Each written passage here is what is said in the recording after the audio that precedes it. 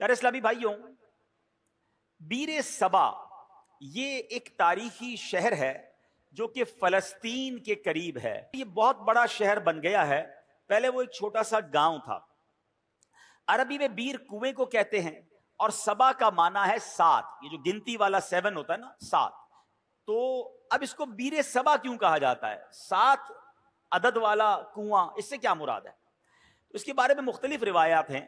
ایک روایت یہ ہے کہ اللہ کے نبی حضرت ابراہیم علیہ الصلوۃ والسلام کو جب آگ میں ڈالنے کا واقعہ پیش آیا تو آگ جب آپ کے لیے گلزار بن گئی، اس واقعے کے بعد آپ نے ایک علاقے بابل کی طرف ہجرت کی اور مصر سے ہوتے ہوئے اس جگہ پر پہنچے جہاں یہ بیر سبا، یہ کنواں موجود ہے۔ اس وقت حضرت ابراہیم علیہ الصلوۃ والسلام کی عمر جوانی کی عمر تھی۔ اللہ پاک نے آپ کو بہت سارا مال عطا فرمایا۔ آپ کے پاس مویشی جو تھے، گائے، بھینسیں اور دیگر جانور بہت زیادہ ہو گئے تھے، یہاں تک کہ لوگ آپ کو شیخ صالح، نیک بزرگ کے نام سے پکارتے تھے۔ اللہ کے آپ نبی بھی تھے تو آپ سے بڑی لوگ محبت کرتے تھے، آپ کو شیخ صالح کہہ کے پکارتے تھے۔ اب یہ ہوا کہ آپ کی کچھ لوگوں نے بے ادبی کی اور آپ سے کہنے لگے کہ آپ یہاں سے چلے جائیں۔ حضرت ابراہیم علیہ الصلوۃ والسلام نے کوئی لڑائی جھگڑا نہیں کیا، اپنا سامان اٹھایا اور آپ اس علاقے سے چلے گئے اور جبرون نامی شہر تشریف لے گئے، جس کو آج کل اس شہر کو الخلیل کہتے ہیں۔ بہرحال اللہ کریم انبیاء کرام کی یہ ادبی کیسے معاف فرماتا؟ اللہ پاک تو اپنے نبیوں سے بڑی محبت فرماتا ہے، رب کریم بے ادبوں کو ضرور سزا دیتا ہے۔ اب کیا ہوا کہ اس علاقے کے لوگوں کو یہ سزا ملی کہ جب وہ اس کنویں کے پاس پہنچے جہاں سے پانی لیتے تھے، اس سارا کنواں جو ہے وہ سوکھ گیا تھا، بلکہ اس شہر میں جتنے بھی کنویں تھے سارے ہی سوکھ گئے تھے۔ یہ لوگ بڑے پریشان ہوئے کہ پانی کا ایک قطرہ نہیں، کدھر گیا پانی؟ تو کچھ لوگوں نے کہا کہ شیخ صالح کی بے ادبی کی ہے، اللہ کے نیک بندے کو ہم نے تنگ کیا ہے، یہ ہو سکتا ہے اسی وجہ سے بے ادبی کی ہمیں سزا ملی ہے۔ اب یہ لوگ پھر حضرت ابراہیم کی بارگاہ میں حاضر ہوئے، معافی مانگنے لگے کہ حضور ہمیں معاف کر دیں، ہم نے آپ کو باہر نکال دیا، حضور واپس آ جائیں، اس شہر میں پھر کرم فرمائیں۔ حضرت ابراہیم علیہ السلام نے کہا کہ میں تو نہیں آتا، اب تم میری 7 بکریاں لے جاؤ، ایک ایک بکری کو ایک ایک کنویں کے پاس کھڑی کر دو، جیسے ہی وہ بکریاں کنویں کے پاس پہنچے گی انشاءاللہ کنویں میں پانی واپس آ جائے گا۔ اب یہ لوگ 7 برکت بکریاں لے کر واپس آئے، جو ہی انہوں نے بکریوں کو کنویں کے پاس کھڑا کیا، اللہ کی رحمت دیکھیں، اسی وقت کنویں ابل پڑے اور دیکھتے ہی دیکھتے پانی سے کنویں بھر گئے۔ اسی وجہ سے اس مقام کا نام بیر سبا، یعنی 7 بکریوں والا کنواں، یہ نام مشہور ہو گیا۔ میرے پیارے اسلامی بھائیوں، اس واقعے سے کیا سیکھنے کو ملتا ہے؟ پہلے تو حضرت ابراہیم علیہ الصلوۃ والسلام کی کیا شان ہے، جو ذوالحجہ کا مہینہ ہے، حضرت ابراہیم کی ہمیں یاد دلاتا ہے۔ جتنے حج کے ارکان ہیں اس میں حضرت ابراہیم کی، حضرت اسماعیل کی، بی بی ہاجرہ کی یادیں ہیں۔ صفا مروہ پر جائیں تو بی بی ہاجرہ کی یاد آتی ہے، اور سبحان اللہ آپ ابو الانبیاء ہیں۔ یاد رکھیے حضرت ابراہیم کے بعد جتنے بھی انبیاء آئے اس دنیا میں، سب کے سب حضرت ابراہیم علیہ الصلوۃ والسلام کی اولاد میں سے ہیں۔ حضرت ابراہیم کا مقام سرکار دو عالم صلی اللہ تعالی علیہ وسلم کے بعد کائنات میں سب سے افضل اگر کوئی ہستی ہے تو وہ حضرت ابراہیم علیہ الصلوۃ والسلام ہیں۔ اور سبحان اللہ حضرت ابراہیم کی جہاں اور بہت ساری برکتیں ہیں، آپ کی ایک اور شان یہ بھی ہے کہ آپ کا جو چہرہ انور ہے وہ سرکار دو عالم علیہ الصلوۃ والسلام سے بڑی مشابہت رکھتا تھا۔ میرے آقا علیہ الصلوۃ والسلام فرماتے جس کو ابراہیم کو دیکھنا ہو وہ مجھے دیکھ لے۔ ہیں نبی پاک کے چہرہ انور سے حضرت ابراہیم علیہ الصلوۃ والسلام کا چہرہ بڑا ملتا۔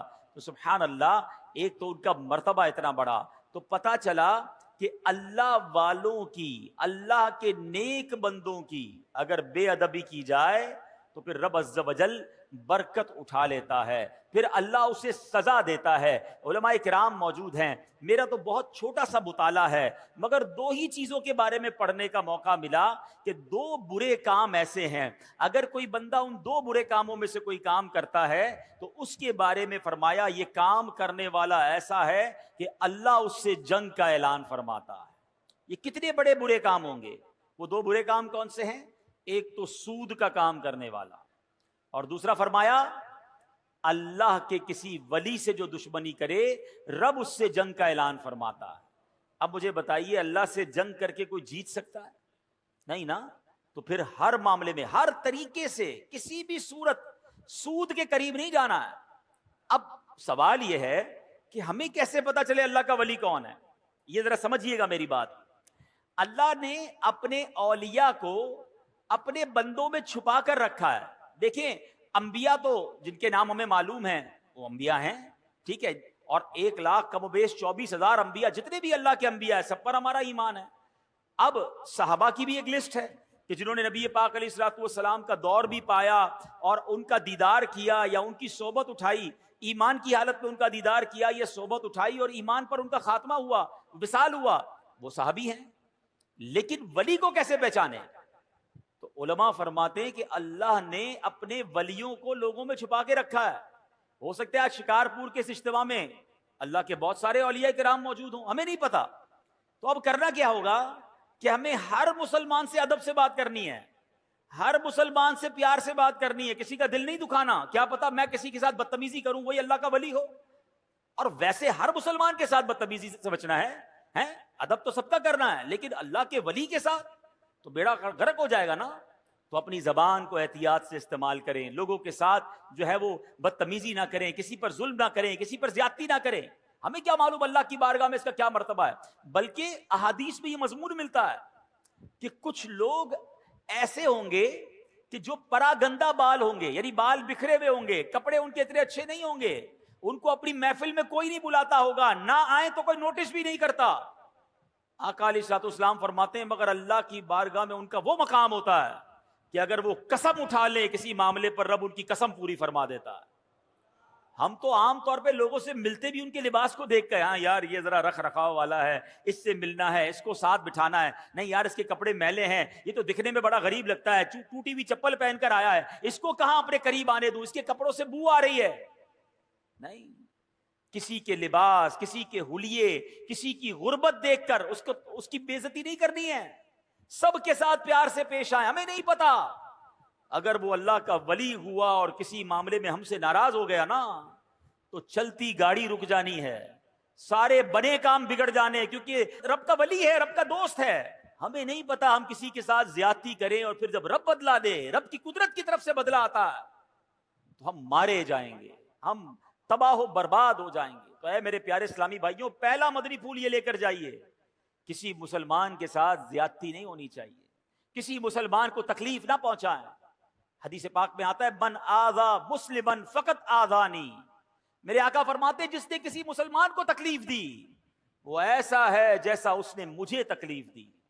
فرمایا ومن آذانی فقط آذ اللہ, اور جس نے مجھے تکلیف دی وہ ایسا ہے جیسے اس نے اللہ کو تکلیف پہنچائی. بات کہاں تک جاتی ہے ایک مسلمان کو تکلیف دینے میں.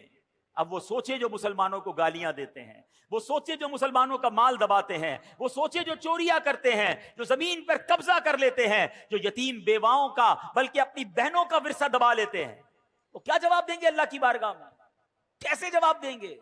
تو کبھی کسی کو ہماری طرف سے تکلیف نہ ہو, اس بات کا خیال رکھیں. پھر اس واقعے سے ایک اور بات سیکھنے کو کیا ملی, سبحان اللہ, کہ تبرکات کی کیا ویلیو ہے. حضرت ابراہیم خود نہیں گئے, آپ نے 7 بکریاں بھیج دیں, اور جب وہ 7 بکریاں جاتی ہیں اس کی برکت سے سبحان اللہ ان کنووں میں پانی آ جاتا ہے.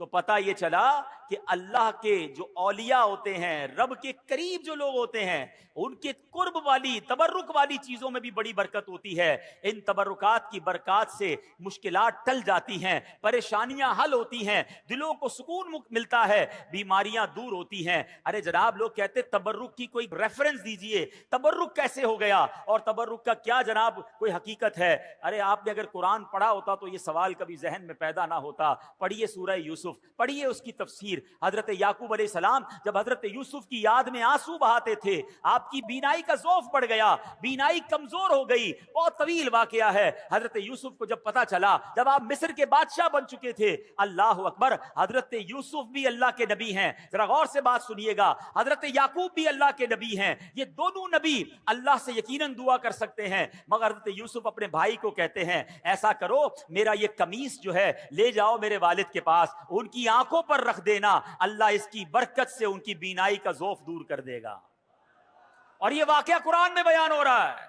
اگر تبرک کی ویلیو نہ ہوتی تو حضرت یوسف دعا فرماتے, یقیناً اللہ کے نبی ہیں, وہ دعا فرماتے, اللہ ضرور دعا کرم فرماتا, مگر سبحان اللہ یہ قرآن کا واقعہ بتا رہا ہے کہ اللہ والوں کی نسبت رکھنے والی چیز میں اللہ کریم نے اپنی رحمتوں سے برکت ڈالی ہے. تو تبرک کی اہمیت سمجھیے, اور اللہ والوں کا اگر کوئی تبرک مل جائے تو اس کا ادب کرنا چاہیے. ایک جملہ یاد کر لیجئے, با ادب با نصیب, اور بے ادب بد نصیب. جو ادب نہیں کرتا اس کو برکتیں نہیں ملتی. سبحان اللہ. حضرت ابراہیم کی بات چل رہی ہے, قرآن مجید فرقان حمید میں تبرکات کی بات ہو رہی ہے نا. آؤ ایک اور تبرک کے بارے میں بتاتا ہوں جس کا ذکر قرآن میں موجود ہے, اور جس تبرک کو دیکھنے کی بلکہ اس کے قریب نماز پڑھنے کی ہر مسلمان کے دل میں آرزو ہوتی ہے. اور وہ کون سا تبرک ہے؟ اللہ قرآن میں فرماتا ہے وَاتَّخِذُوا مِن مَّقَامِ إِبْرَاهِيمَ مُصَلًّى, اور اے مسلمانوں تم ابراہیم کے کھڑے ہونے کی جگہ کو نماز کا مقام بناؤ. مقام ابراہیم کیا ہے؟ ایک پتھر ہے. حضرت ابراہیم علیہ السلام اس پتھر پر کھڑے ہو کر کعبے کی آپ نے تعمیر فرمائی, اور سبحان اللہ یہ کمال کا پتھر ہے. اب دیکھیے آج شکارپور کے اس فیضان مدینہ میں ہم بیٹھے ہیں, اس کی چھت جب بنی ہوگی کسی انسان کا ہاتھ تو نہیں پہنچا ہوگا نا, کوئی نہ کوئی لفٹ لگائی گئی ہوگی, اس کے بعد وہ شٹرنگ لگاتے ہیں, مزدور اوپر چڑھتے ہیں اور چڑھ کر کام کرتے ہیں. اگلا فلور ہو تو ایک اور لفٹ لگائی جاتی ہے, جتنا قد ہوتا ہے وہاں تک بندے کا ہاتھ پہنچتا ہے, اس کے اوپر کے لیے کسی لفٹر کی ضرورت پڑتی ہے. سبحان اللہ, 5000 سال سے پرانی بات ہے جب حضرت ابراہیم کعبے کی تعمیر کر رہے تھے. بتاؤ نا حضرت ابراہیم نے یہ قد سے اوپر پتھر کیسے رکھے ہوں گے؟ سبحان اللہ. تفاسیر میں یہ ملتا ہے کہ جس پتھر پر حضرت ابراہیم کھڑے ہو کر کعبے کی تعمیر کر رہے تھے, حضرت اسماعیل پتھر پکڑاتے جاتے, حضرت ابراہیم پتھر رکھتے جاتے, اور جب یہ دیوار اونچی ہو جاتی مقام ابراہیم بھی اونچا ہوتا چلا جاتا. مقام ابراہیم جو پتھر ہے وہ لفٹ کا کام کرتا تھا, وہ اونچا ہو جاتا, آپ اوپر پتھر رکھتے, جب نیچے پتھر رکھنا ہوتا وہ پتھر نیچے آ جاتا. سبحان اللہ, یہ کیسا معجزہ ہے. بلکہ سنو, 5000 سال کے بعد بھی آج بھی اپنی آنکھوں سے جب آپ مقام ابراہیم کا دیدار کرتے ہیں نا تو حضرت ابراہیم کے قدموں کے نشان آج بھی نظر آتے ہیں.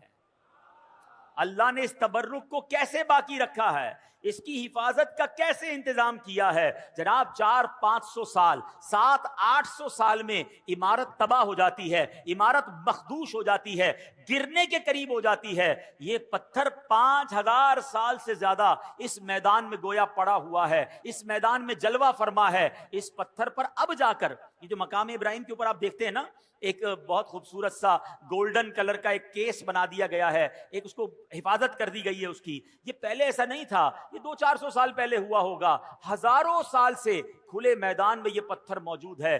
ہزاروں بارشیں گزری, ہزاروں آندھیاں گزری, موسم آگے پیچھے ہوئے, مگر اس پتھر پر آج بھی حضرت ابراہیم کے قدموں کے نشان موجود ہیں. یہ کیسا معجزہ ہے کہ ہم اپنی آنکھوں سے دیکھ رہے ہیں. اب ذرا آگے چلیے, اب ذرا بتائیے, قرآن کہتا ہے اس مبارک پتھر کو مصلی بنایا جائے, مصلی بنانے کا حکم دیا. اس کا مطلب کیا ہوا کہ کعبے کے سامنے ایسی جگہ کھڑے ہو کر نماز پڑھو کہ مقام ابراہیم تمہارے اور کعبے کے درمیان میں آئے. یعنی جو طواف کے بعد جو نوافل پڑھے جاتے ہیں, جو جس کو واجب الطواف کہا جاتا ہے, وہ اس جگہ کھڑے ہو کر پڑھنا مستحب ہے. حضرت عبداللہ بن عمرو بن عاص فرماتے ہیں رحمت اللہ تعالی علیہ, خیر المسجد خلف المقام وعن یمین الامام, یعنی پوری زمین میں سجدہ کرنے کے لیے 2 جگہ بہترین ہیں. نمبر 1 مقام ابراہیم کے پیچھے, اور نمبر 2 ہم جب بھی نماز جماعت سے پڑھیں تو امام صاحب کی سیدھی جانب. سبحان اللہ, یہ بھی پتا چلا کہ جب جب جماعت میں نماز پڑھنے کا موقع ملے, اللہ کرے با جماعت نماز ہم پڑھنے والے بن جائیں. پھر پہلی صف میں جا کر نماز ادا کیا کریں, اور کوشش کریں پہلی صف میں جو مؤذن صاحب کے ساتھ پہ رائٹ سائڈ کی جو جگہ ہے, اللہ کرے وہ مل جائے. فرمائے یہ بہترین جگہ ہے. تو سبحان اللہ, مقام ابراہیم کے پیچھے نماز پڑھنا ہے. اب ایک اور ذرا تھوڑا سا باریک سا مسئلہ سمجھ لو, انشاءاللہ عشق رسول میں اور اضافہ ہو جائے گا. اب ذرا سمجھیے گا, مقام ابراہیم کیا ہے؟ ایک پتھر ہے. ہاں یہ جنتی پتھر ہے, بڑا مقدس پتھر ہے, لیکن عین نماز میں اس پتھر کی تعظیم کرنے یعنی اسے مصلی بنانے کا حکم دیا. اب سوچنے کی بات ہے, علماء بیٹھے ہیں, کہ حالت نماز میں ایک پتھر کی تعظیم کرنے سے نماز میں کوئی نقص نہیں آتا ہے, نماز میں کوئی کمی نہیں آتی ہے, نماز ٹوٹتی نہیں ہے. बल्कि नमाज मुकम्मल रहती है।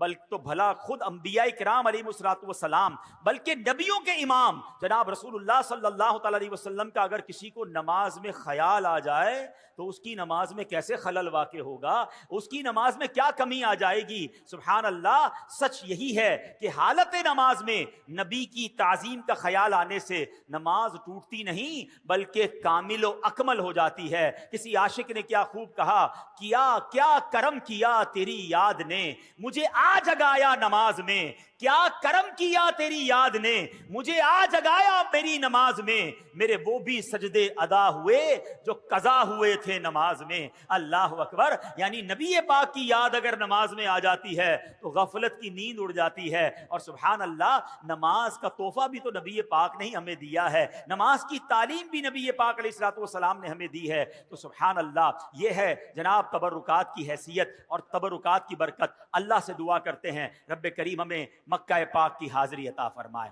हज की शहादत नसीब फरमाए, मकाम इब्राहिम का दीदार नसीब फरमाए और मकाम इब्राहिम के पास नमाज अदा करना भी नसीब फरमाए। हाँ, एक मसला बता देता हूँ, जब जब ये फजीलत सुनते हैं ना तो हमारे कुछ हाजी साहिबान समझते हैं, चाहे वो उम्रे पर जाएं या हज पे जाएं, कि जनाब अब तो बिल्कुल मकाम इब्राहिम के पीछे नमाज पढ़ेंगे तो नमाज होगी, वरना नमाज ही नहीं होगी। तो अब उसके लिए वो जनाब तवाफ रोक कर 4-5 बंदे हाथ बांध लेते हैं कि नहीं भाई इधर ही नमाज पढ़नी है। अब उस पर हजारों लोग गुजर रहे होते हैं और अब माशाल्लाह तवाफ में तादाद भी ज्यादा होती है। तो अगर मकाम इब्राहिम पर आपको जगह ना मिले तो हरम पाक में जहां भी जगह मिले आप वहां पर वाजिब तवाफ जो है, जो नमाज के नवाफिल हैं तवाफ के, वो अदा कर सकते हैं। वो कहीं भी अदा कर लें, मकाम इब्राहिम पर जाकर अदा करना जरूरी नहीं है। बहरहाल मेरे प्यारे इस्लामी भाइयों, हजरत इब्राहिम का जिक्र खैर हो रहा है। एक मरतबा हजरत इब्राहिम अलैहिस्सलाम समुंदर के किनारे से गुजर रहे थे। आप सुभान अल्लाह, आप अलैहिस्सलाम ने देखा कि एक लाश पड़ी हुई है। हालत यह है कि समुंदर की मछलियां भी उससे नोच रही हैं और परिंदे भी उसका गोश्त खा रहे हैं। ये देखकर हजरत इब्राहिम अलैहिस्सलाम को बड़ी हैरत हुई।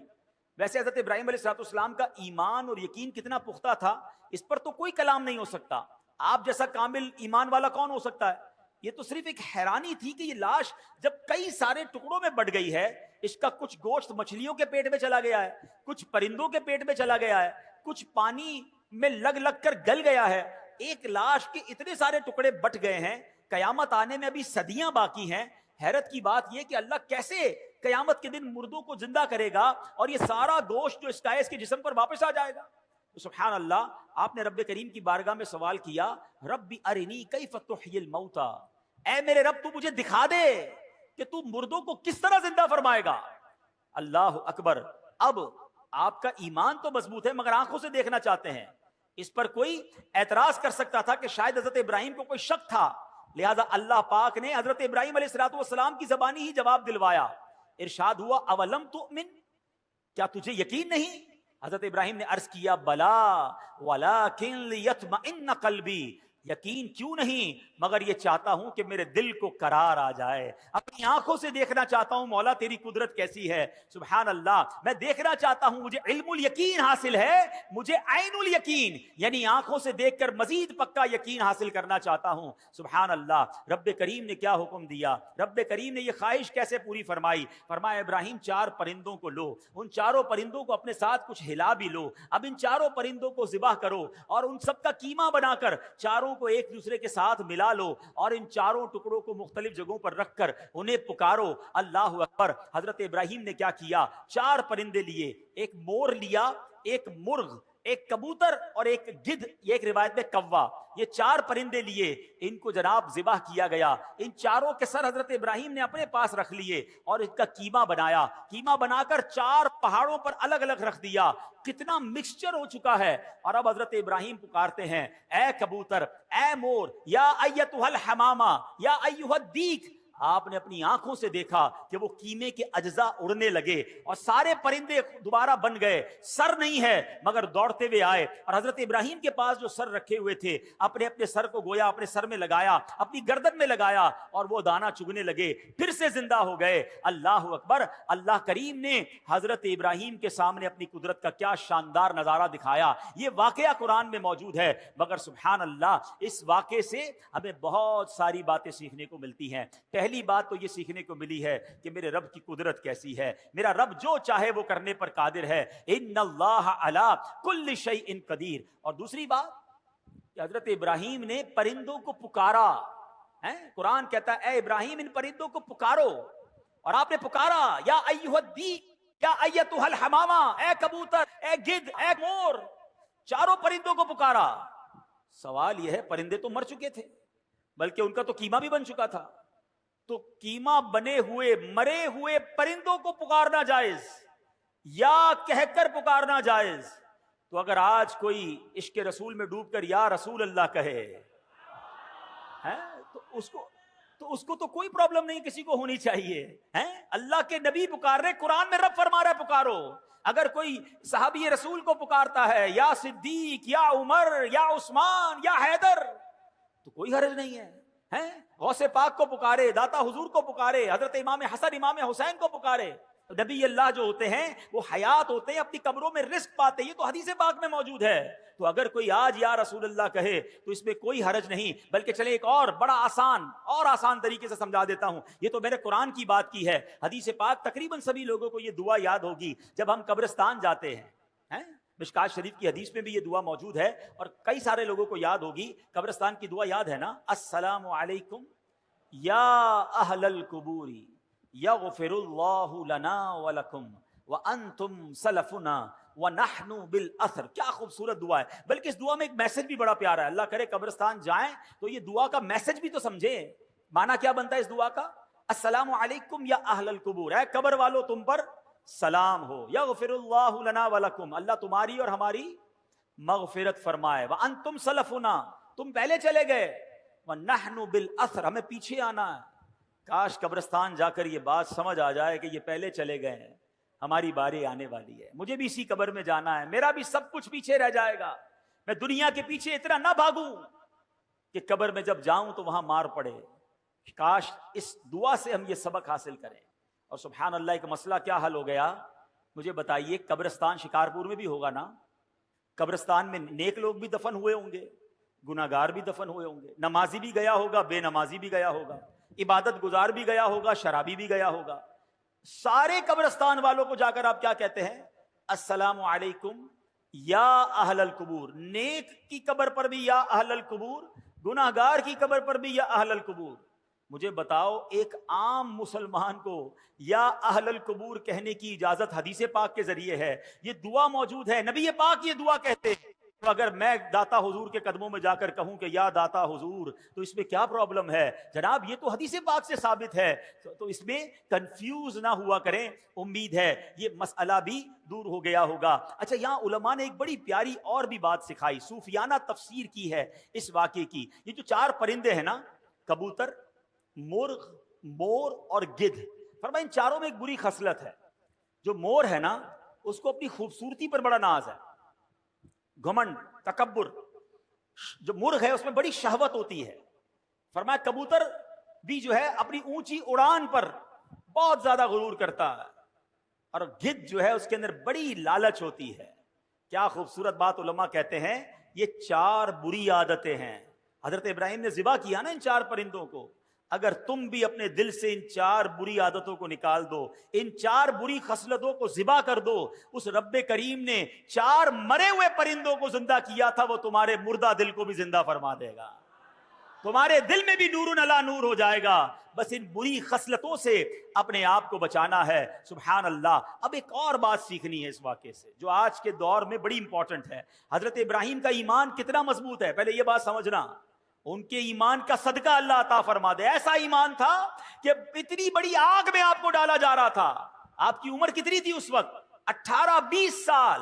فرشتے آئے تھے آپ کے پاس, اے ابراہیم ہمیں کہیے ہم بارش برسا دیتے ہیں. ہوا کا فرشتہ آیا, اے ابراہیم آپ کہیں تو ہوا چلا کر آگ بجھا دیتے ہیں. آپ نے کہا نہیں, مجھے تم میں سے کسی سے حاجت نہیں. جب بالکل آگ میں پھینکا جانے لگا, حضرت جبرائیل آئے, اے ابراہیم آپ میرے لیے کوئی کام ہو تو بتائیں.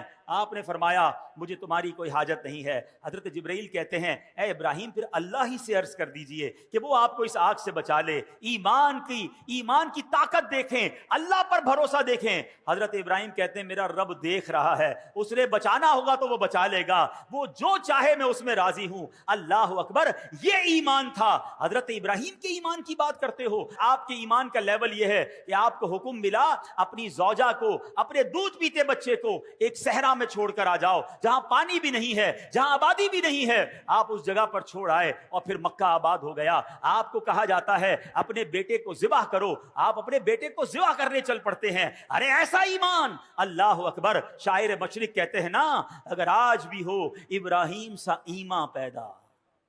ہاں, پرابلم یہی ہے, ہمارے ایمان میں ہی کمزوری ہو گئی ہے. ایمان مضبوط ہو جائے تو کیا ہوگا؟ وہ کہتے ہیں اگر آج بھی ہو ابراہیم سا ایمان پیدا, آگ کر سکتی ہے انداز گلستان پیدا. آج بھی آگ باغ بن سکتی ہے. آپ غم کی آگ میں ہے نا, پریشانی کی آگ میں ہے, اگر کسی اور مصیبت میں ہے, اپنا ایمان مضبوط کر لو, اپنا عقیدہ مضبوط کر لو, اللہ پر بھروسہ مضبوط کر لو, تمہاری غموں کی آگ جو ہے وہ آج گلزار بن جائے گی. مگر سمجھ یہ آیا کہ حضرت ابراہیم علیہ السلام کو اپنے ایمان کو مزید مضبوط کرنا تھا. سیکھنے کو یہ ملا کہ ہمیں بھی یہ کام کرتے رہنا ہے کہ ہمارا ایمان بھی مضبوط ہو جائے, کہیں ایمان کمزور نہ ہو جائے. ایمان کی فکر کرنی ہے. حدیث پاک میں آیا ایک زمانہ آئے گا, آدمی صبح کو مومن ہوگا, شام کو کافر ہوگا, اور شام کو مومن ہوگا تو صبح کافر ہوگا. آج کل تو جناب طرح طرح کے فتنے ہیں, ایمان کے ڈاکو گھوم رہے ہیں. معاذ اللہ کوئی عقیدہ ختم نبوت پر اٹیک کر رہا ہے, کوئی جناب ہمارے اولیاء کرام صحابہ کرام کے ہمارے جو ان سے تعلق ہے اس پر اٹیک کر رہا ہے, کوئی جناب انبیاء کرام کے بارے میں معاذ اللہ ہمارے دل سے محبت نکالنے کی کوشش کر رہا ہے. اور آج سوشل میڈیا کا زمانہ ہے, جس کو دیکھو سب کو سننے کا شوق ہے. نہ کرنا ایسا میرے پیارے اسلامی بھائیوں, جو لوگ ہمیں انبیاء کرام صحابہ کرام اولیاء کرام سے دور کرنا چاہتے ہیں, اور آج کے دور میں علماء کرام سے دور کرنا چاہتے ہیں, جنہوں نے ہمیں جوڑ کر رکھا ہے اس دین کے ساتھ. ہمیں ان لوگوں کی بات نہیں سننی چاہیے. ایمان کی حفاظت کی فکر کیجئے, کیونکہ یہی بات اعلیٰ حضرت نے آج سے 100 سال پہلے سمجھا کر گئے. میرے رضا کہتے ہیں سونا جنگل رات اندھیری چھائی بدلی کالی ہے, سونے والوں جاگتے رہیو چوروں کی رکھوالی ہے. آنکھ سے کاجل صاف چرا لیں یا وہ چور بلا کے ہیں. کیسا محاورہ استعمال کیا, آنکھ سے کاجل کون چرا سکتا ہے؟ آنکھ کے اندر ہی کاجل ہوتا ہے نا. کہاں بڑے مکار چور ہیں, ایسی چالیں لے کر آئیں گے, دین کی بات کر کے تمہارا دین لے جائیں گے, ہیں علم کی بات کر کے تمہیں علم دین سے دور کر دیں گے. تمہیں کہیں گے قرآن ہی تو سنا رہا ہوں, مگر تمہیں اللہ رسول کی محبت سے آری کر دیں گے. اے میرے پیارے اسلامی بھائیوں, اب جاگنے کا دور ہے, سمجھنے کا دور ہے. کیا کہتے ہیں, آنکھ سے کاجل صاف چرا لیں یا وہ چور بلا کے ہیں, تیری گٹھڑی تاکی ہے اور تو نے نیند نکالی ہے. ارے تیرا ایمان چھیننے آئے ہیں اور تو اب غافل ہو گیا ہے. تو اے میرے پیارے اسلامی بھائیوں, حضرت ابراہیم کا یہ واقعہ بتا رہا ہے کہ ایمان کو اسٹرینتھن کرنے کے لیے, ایمان کو مزید مضبوط کرنے کے لیے ہمیں سوچنا ہوگا. پہلے کے دور میں فتنے کم تھے مگر ایمان بچانے کی لوگوں کو فکر زیادہ تھی. آج کے دور میں فتنے زیادہ ہیں, ایمان کے لٹ جانے کا جناب سبب زیادہ ہو گئے, مگر لوگ ایمان کی حفاظت کی فکر نہیں کرتے.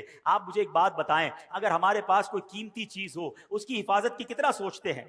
کسی کے پاس اگر مثال دیتا ہوں, قیمتی موبائل ابھی جیب میں ہوگا تو ہر تھوڑی دیر بعد اپنے جیب پہ ہاتھ لگاتے ہیں, یار موبائل ہے کہ نہیں ہے, کہیں چلا تو نہیں گیا. کوئی موٹر سائیکل قیمتی بار کھڑی کر کے آیا ہوگا یا گاڑی, اس کا دھیان بار بار جاتا ہوگا, یار لاک صحیح لگایا تھا نہیں لگایا تھا, کیونکہ قیمتی ہے. سونا ہو, پیسے ہوں اور تالے کے اندر گھر میں یا بینک میں رکھواتے ہیں. مجھے بتائیں, ہم سب کے پاس سب سے زیادہ قیمتی چیز کیا ہے؟ بتائیے نا. ایمان سے بڑھ کر کچھ نہیں ہے. ساری دنیا کی دولت کسی کے پاس ہو اور ایمان نہیں, تو اس سے بڑا غریب کوئی نہیں ہے. اور میرے پاس کچھ نہ ہو, ایمان ہو, تو مجھ سے بڑا امیر کوئی نہیں ہے. کیوں کہ جو ایمان سلامت لے کر قبر میں جائے گا نا, وہ ہمیشہ ہمیشہ جنت میں رہے گا انشاءاللہ. اگر گناہگار بھی ہوا, رب ناراض بھی ہوا, کسی وجہ سے اسے جہنم میں ڈالا بھی گیا, تو سزا بھگتنے کے بعد جب وہ جنت میں جائے گا نا پھر جنت سے باہر کبھی نہیں آئے گا. قرآن کہتا ہے ہم فیہا خالدون, ہمیشہ ہمیشہ جنت میں رہے گا. تو ایمان اتنی بڑی نعمت ہے. اور جو کفر پر جس کا خاتمہ ہوا, جو ایمان کے بغیر دنیا سے گیا, اب وہ جہنم میں جائے گا اور جہنم سے کبھی بھی باہر نہیں آئے گا. ہم فیہا خالدون. اب سوچو ایمان کی کتنی فکر کرنی چاہیے, مگر یا کسی کو ٹینشن ہی نہیں ہے. اپنی دعا کروائیں گے لوگ, کرواتے بھی ہیں, دعا کرتے بھی ہیں, یا اللہ روزی میں برکت دے دے, گھر کی حفاظت ہو, بچوں کی حفاظت ہو, فصل کی حفاظت ہو. کبھی تو دعا کرو یا اللہ ایمان کی حفاظت ہو. کبھی تو دعا کرو یا اللہ قبر میں ایمان سلامت لے کے جاؤں. یعنی ایمان کے بارے میں سوچتے ہی نہیں ہیں.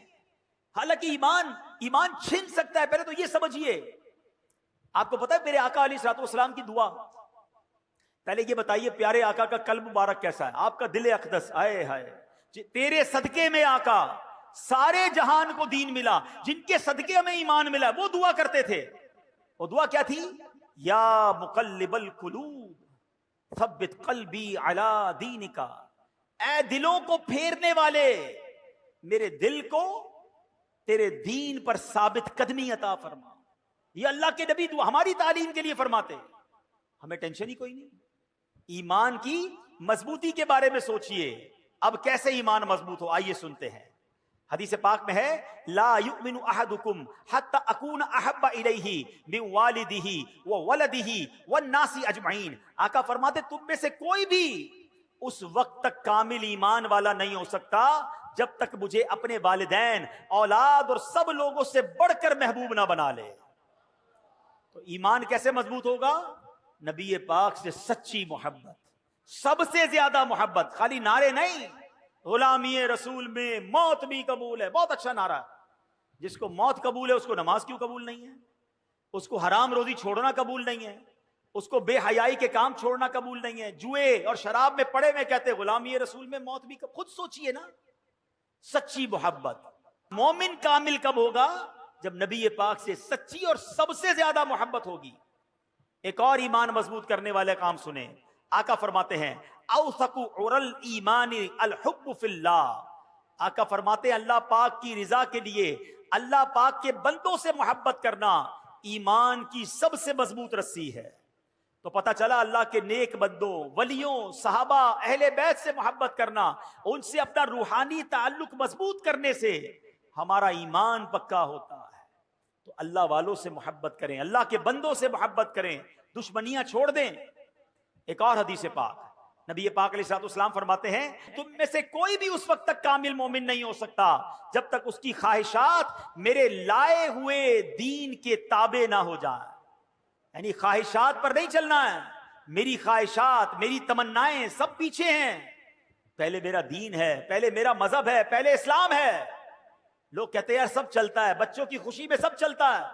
نہیں میرے پیارے اسلامی بھائیوں, اپنی خواہشات کو مٹا کر اسلام پر عمل کرنا یہ ایمان کو مضبوط کرتا ہے.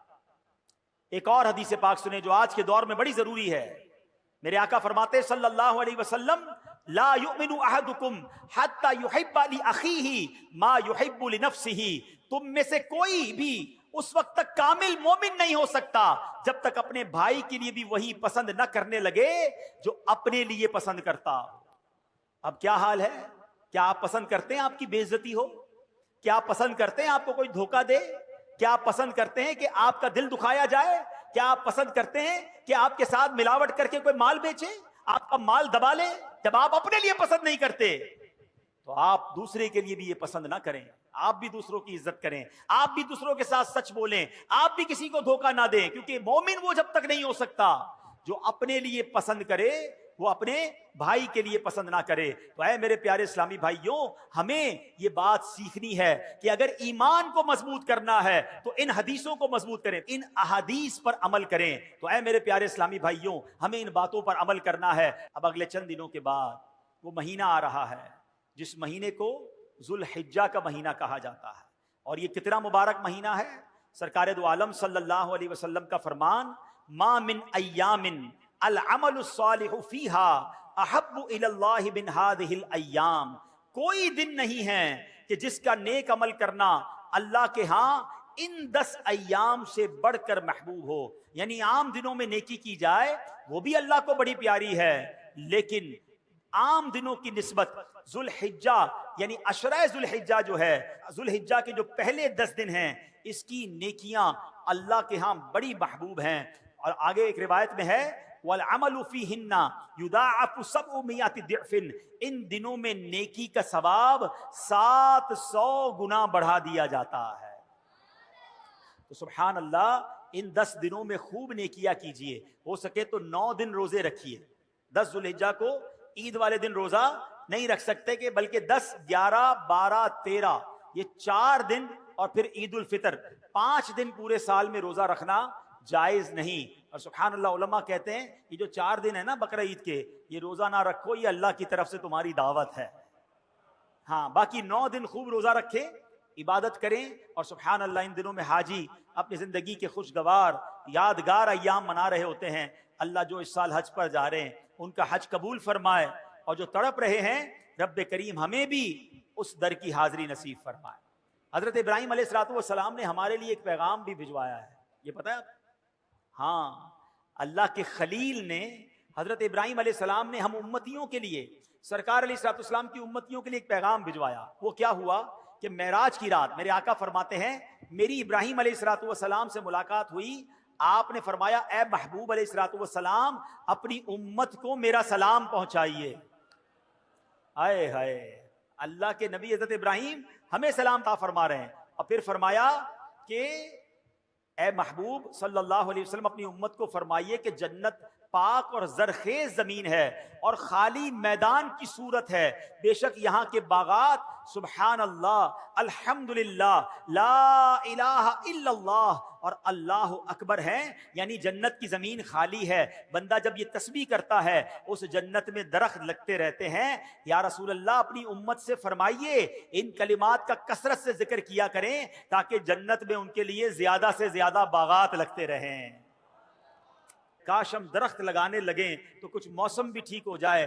دعوت اسلامی کا شعبہ FGRF انشاءاللہ اگست میں شجر کاری کرے گا. مجھے لگتا ہے اہلیان پاکستان کو اس گرمی سے تو اب لگ پتا گیا ہوگا کہ اگر ہم درخت لگا لیتے اور زیادہ لگاتے تو شاید اس موسم میں فرق پڑ جاتا. اب تو سائنٹیفکلی بھی پروف ہو گیا ہے کہ جس محلے میں درخت زیادہ ہوں وہاں ٹیمپریچر بھی کم ہوتا ہے. لوگ اپنی گاڑی پارک کرنے کے لیے، اپنا جانور باندھنے کے لیے درخت تو ضرور ڈھونڈتے ہیں مگر درخت نہیں لگاتے. اللہ کرے میری بات اہلیان پاکستان سن لیں. تمام 24 کروڑ پاکستانی صرف ایک ایک پودا لگا لیں اور اس پودے کو درخت بنائیں. پودا لگا کر بھول نہ جائیں، اس کو درخت بنا لیں تو انشاءاللہ اگلے 2-4 سالوں میں ہمارا وطن سرسبز و شاداب ہو جائے گا. ہماری آنے والی نسلوں کو اچھا موسم ملے گا، ٹھنڈی ہوائیں ملیں گی اور انشاءاللہ آکسیجن کی فیکٹریاں ملیں گی. چلیں پہلے تو یہ نیت کر لیں کہ انشاءاللہ ثواب کی نیت سے ہم دعوت اسلامی والوں کے ساتھ اس سال شجر کاری بھی کریں گے انشاءاللہ.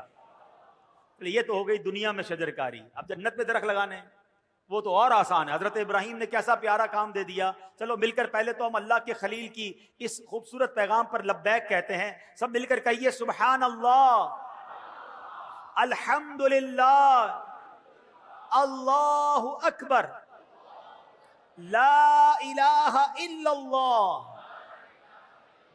محمد الرسول اللہ صلی اللہ تعالی علیہ وسلم. نہ کھڑے ہوئے، نہ پسینہ بہا، نہ پیسے خرچ ہوئے. اللہ قبول فرما لے تو سب کے جنت میں 4-4 درخت لگ گئے ہیں. اتنا آسان ہے تو پھر کیوں نہ پودے لگایا کریں.